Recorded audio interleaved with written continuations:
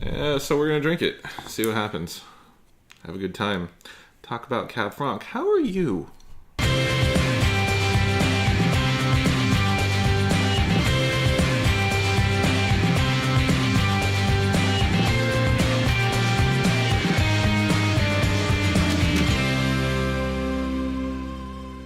Welcome back to Rewind with bschwitty, because potato. Today we are going to be doing a varietal focus.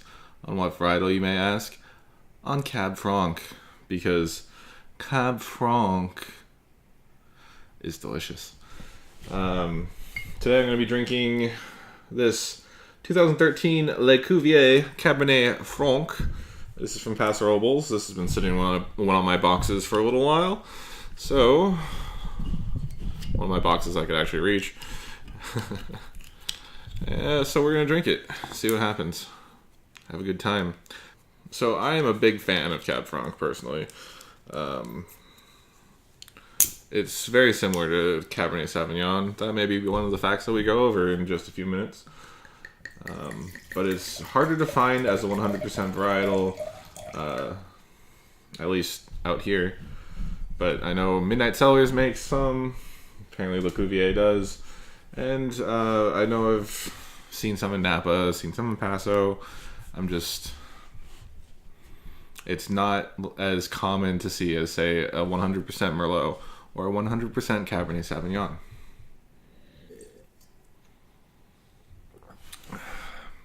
Yeah, that's pretty good.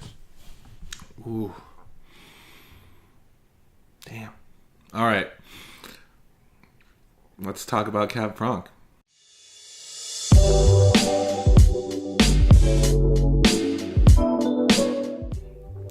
So, Cab Franc is a French black grape. As you know, black grapes are red wine grapes. Cab Franc is the progenitor to both Cabernet Sauvignon and Merlot, as well as, I think, a couple other of the Bordeaux varietals as well.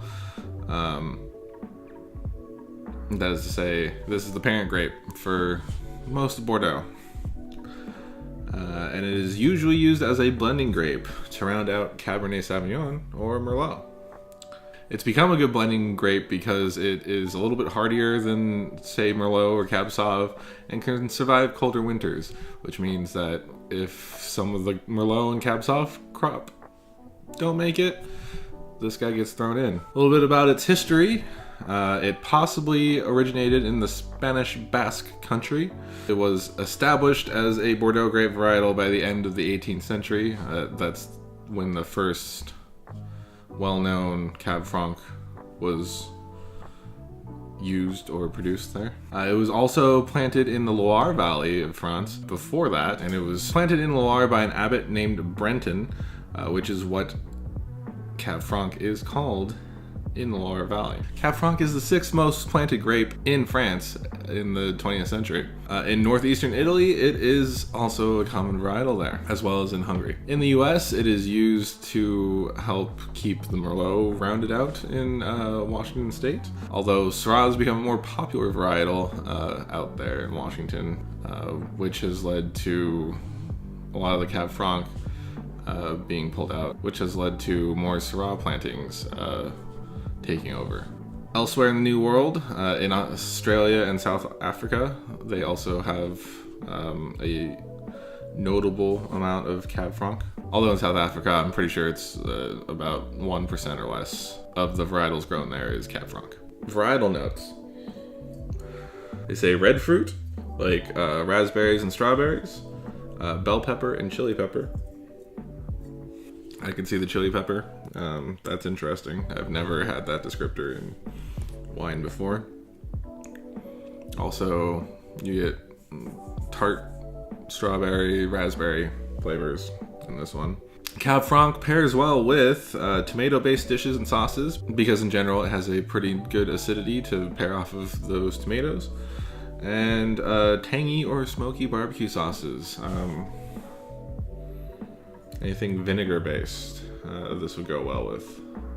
So if you're having a cookout and you don't dry rub, go for some Cab Franc. All right, that's that's what I have for you on Cab Franc today.